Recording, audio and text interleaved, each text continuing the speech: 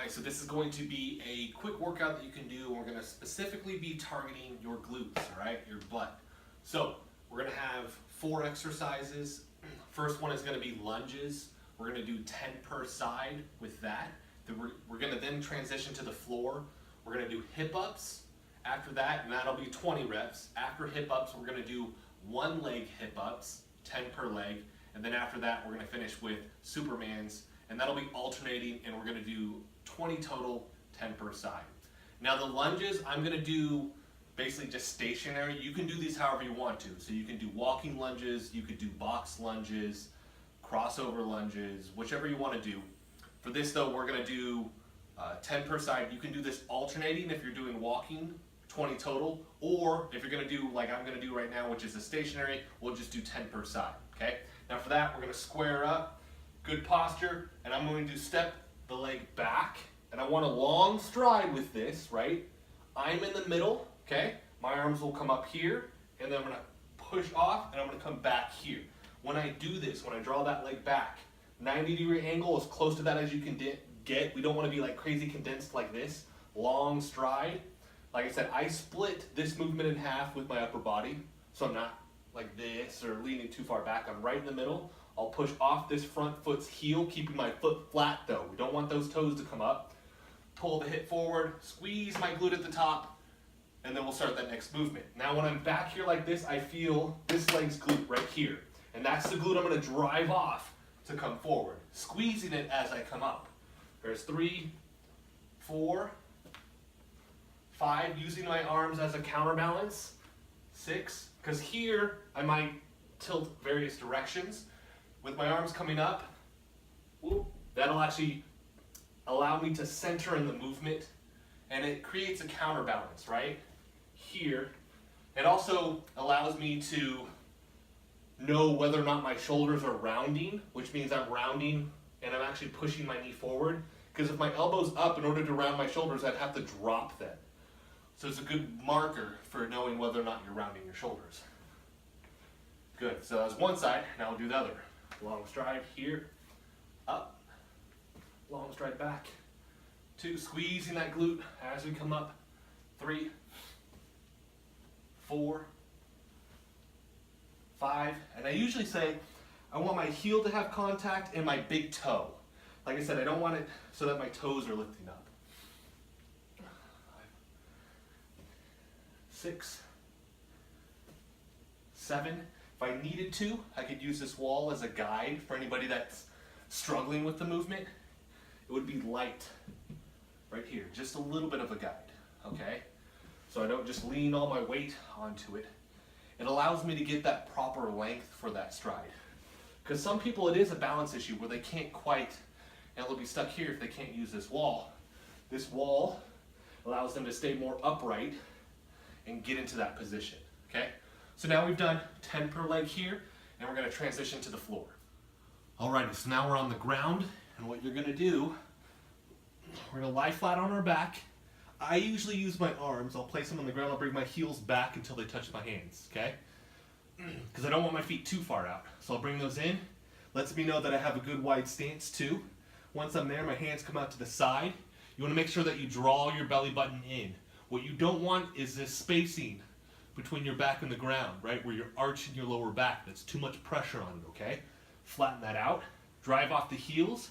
I'm going to come up, squeeze my glutes at the top for 2 seconds, come back down. What I don't want to do either is go into too much of an extension where I'm going like this and thrusting my back too high up.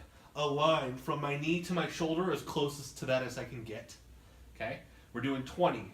There's 3, 4, big squeeze, 5, 6, 7,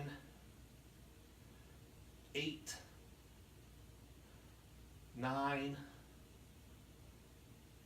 10, and you really want to make sure that you're not just coming up here and pausing. Activate that as much as possible. Now if you're struggling with that, you're like, I can't quite squeeze as hard as I'd like to, just give it time. Because what you're going to do is you're going to build up that neurological pathway, meaning you're going to build up the neurons connecting you to your muscle so that over time you'll have a better mind-muscle connection so that you can actually squeeze more there. I always reference bodybuilders. They can flex every muscle in their body because they've trained long enough that they have that control. They've built up that neurological pathway. For people that don't train as much, or they're just starting training, it takes time to build that up, so you just got to be patient, okay? 2 more.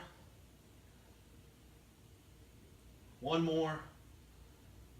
Good. And then after that, we're going to transition into a one leg. So what I'm going to do is I'm going to keep one leg in. I might bring it in just a little bit tighter. The other leg's going to go up like this. And I'm essentially do the same movement. I just want this leg to be straight, okay? So then I'm going to push it up towards the ceiling and then come back down, okay? So we come up, 2-second squeeze, back down. You might have a shorter range of motion with this, and that's okay. Now, for those that are struggling, they're like, man, my hamstring's so tight I have to bring it here. You could bring this leg in like this if you needed to, because it really is just creating a situation where you're going to drive off that one leg and then come down. And so I just use the upper part of my leg, my quad right here, to thrust up towards the ceiling, okay? So if you need to scale this, do that, okay? There's 7. I'm going to straighten my leg back out. 8. We got 2 more. Up. 9. 1 more. Up. 10. Good. And then we're going to switch legs. Give you that marker. There we go. Come up. Up. 1, 2, and then down. Up. 1, 2, down. Making sure that we're keeping that back flat too, okay? Squeeze and down. And it might waver. I mean, your leg might waver a little bit, and that's okay. So if it's kind of moving just a little bit as you're doing that, that's okay. It won't be perfect. You might notice that one leg is tighter. Like my hamstring on this side is a little bit tighter than my other side. Just means that once we do our cool down, right, our stretching at the end, I need to make sure that I address that, okay? And 10. Good. Now, after that, you're going to do opposite arm and leg raise, or what's called a bird dog. So what we're going to do, we're going to get down on all fours. I'm making sure that my hand is underneath my shoulder and that my knee is underneath the hip, or as close to that as you can get. Basically, I don't want to be like this, and I don't want to be condensed like this, okay? Once I'm there, I want to make sure that my back is flat. I'm not arching my back like this or like that, okay? We're flat, and what you're going to do is you're going to raise up your opposite arm and leg together, and you'll pause for a split second. I do want you to notice too here that I'm in alignment, so my knees aren't super tight or wide, or my hands aren't.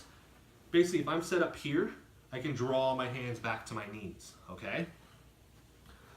So we're set up, and then we're going to raise up.